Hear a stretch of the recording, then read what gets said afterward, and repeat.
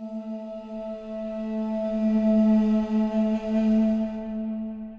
Rich Wobbekind, Senior Associate Dean for Academic Programs at the Leeds School of Business.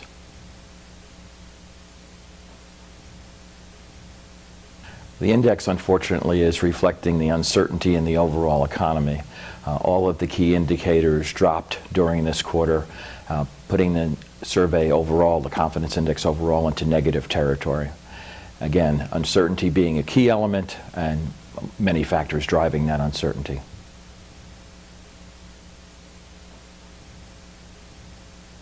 Well, I think there's several, and they're worth mentioning. Number one has to be the employment picture. The August employment report was 0 for the nation and negative for the state of Colorado, and that certainly influences the overall view of, are we in a sustained recovery, or is there a possibility of another dip, a double dip kind of recession? Beyond that, the housing market continues to sort of bump along a bottom, but there's been a lot of announcements of raising the foreclosure rates, and in fact, August had a big jump in foreclosure rates. So that adds a little bit of uncertainty in the housing market, critical part of the overall macroeconomic recovery. So if that isn't enough, we throw in a little sovereign debt here and there, and uncertainty about resolving that in Europe, and we wind up with a lot of uncertainty in the economy, stock market really dropping, and confidence really dropping. I really don't think so. The numbers look like subpar growth, well below potential, 1%, 2% range for this year, and then next year going over 2%. So just more like chugging along at a really slow pace as opposed to going into a double dip recession. But confidence plays a big part in that. If consumers were to stop buying things, if they were really became worried, and we had a, say, poor holiday season in terms of shopping, that would certainly raise the potential, if you will, for a double dip recession. I think if you look at the broader picture and a longer sweep, right now the cost of capital is extremely low. So businesses have particularly medium and large size businesses have really excellent access to capital at very, very attractive rates. And so investing in a machine has a sort of certainty to it, has a very low cost to it.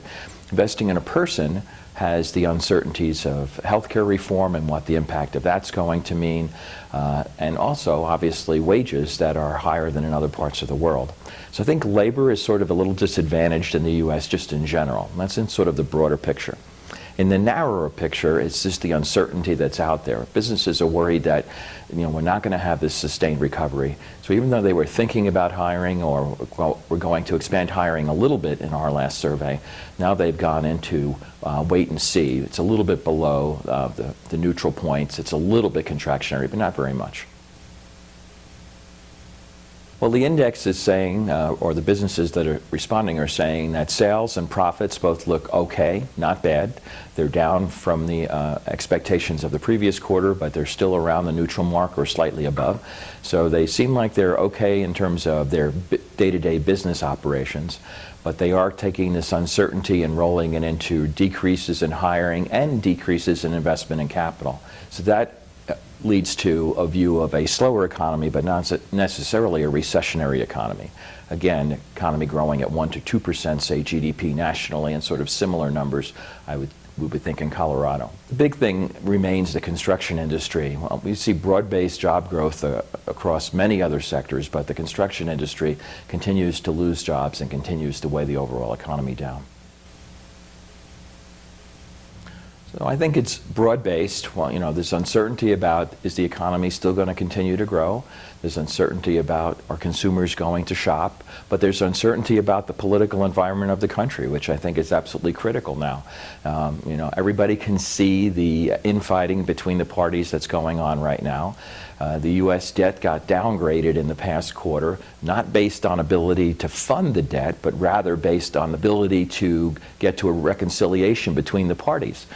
So the basic downgrade is based on the fact our parties don't get along and our system isn't working. Well, that's not comforting to most people, regardless of their political persuasion. The fact that we can't get to a compromise is really causing a great degree of uncertainty.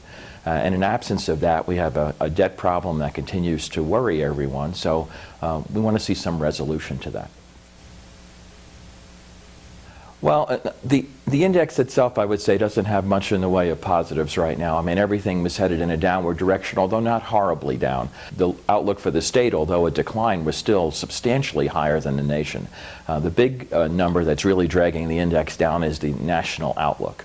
And so, once again, people in Colorado, businesses in Colorado, are saying the nation's doing a lot worse than we are. We're not doing great, but the nation's doing a lot worse. So they're more optimistic about the state. I think that's a positive going forward.